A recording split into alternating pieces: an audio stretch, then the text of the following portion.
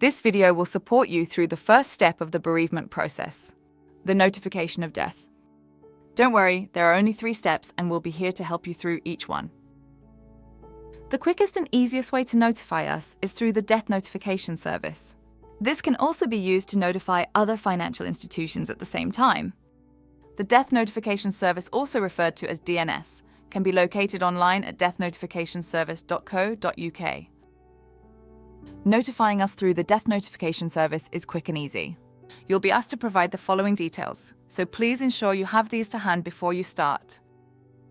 First, we'll need the details of the person who has died, followed by your details as the notifier.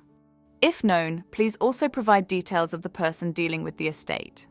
When selecting the company to notify, make sure to select Equinity, who are the share registrars, rather than the company that you hold shares in, which you provide later in the process.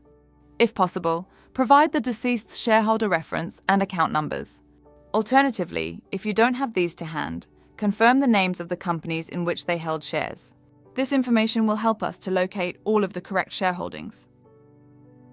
If you're using the service to notify other financial institutions, the deceased's bank or building society accounts and sort codes are also useful, as they help other institutions confirm if they hold open accounts.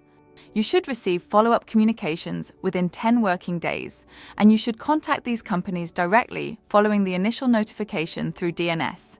Be sure to check out the FAQ section of the DNS website if you have any questions. When you provide the details of the person who has died, we will check these against the formal record held by the General Register Office. It would be helpful if the details you provide match those that appear on the death certificate. If you don't have the death certificate, please provide the information to the best of your knowledge. You'll also be asked to enter the date of the funeral. If you know it, please fill this in and we will try our best to avoid any contact with you on that date. If you don't know, or if the funeral has passed, please leave this field blank. If you do not wish to use the death notification service, you can write to us.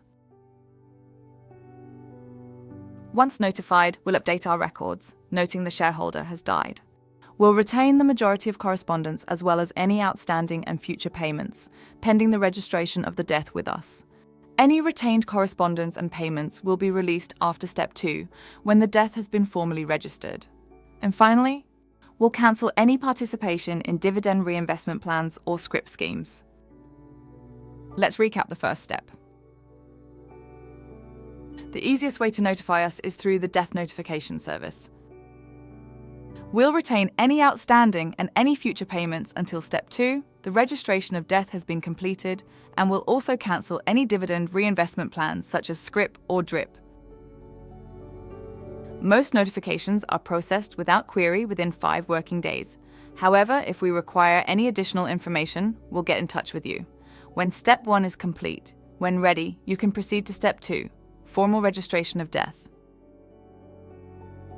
For further support and useful information, please visit our bereavement support pages.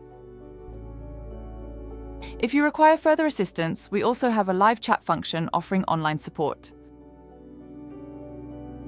We're here for you, and we're happy to help. We're EQ.